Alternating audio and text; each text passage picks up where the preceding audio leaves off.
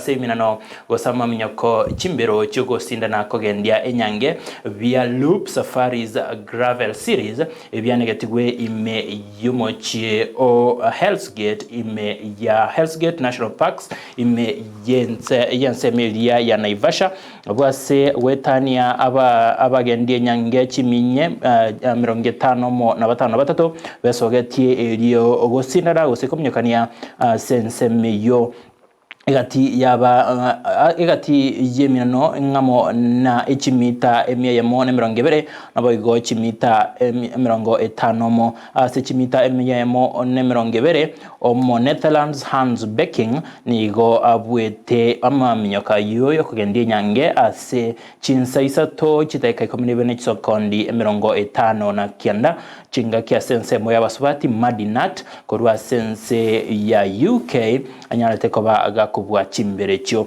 gukwana ase chimberecho nigo negati abagwatani batebire buna egosori yokogendie nyange teri ya egosori yokakurende na senchera yemo egokinia okomenya gose afya yomubere asokane kinga abagosoria gose bali bagwesokia sense meyo gukora bali ebisaisi ase mubirobo. No, cycling is really not just a sport. It's a mode of commute.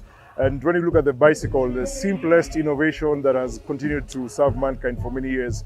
But we are also seeing a lot of our customers choosing to live healthy lifestyles, also choosing to see their country more.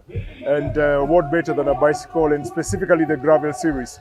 Gravel meaning moving away from the tarmac and getting onto the off-roads.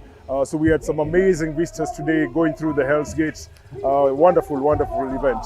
So we're looking to see that we get more and more people coming into cycling, not just to compete, but also the enthusiasts.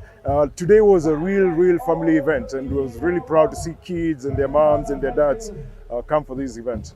So Loop, as I said earlier, we're not just about financial services.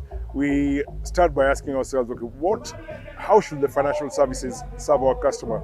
And we took time to actually poll our customers, and they are trying to live better lives. They're trying to have healthier lifestyles. They're trying to have better wellness with their own financials. And so Loop is bringing that together. And so we teamed up with our partners, Amani, who have been great to bring cycling to the next level, to be able to attract international level athletes also to come and participate in this event. So we are hoping to get this going. And I want to make a call out to other corporates. We're very proud to have the support of Huawei. Huawei came in with a very strong sponsorship for the prize money.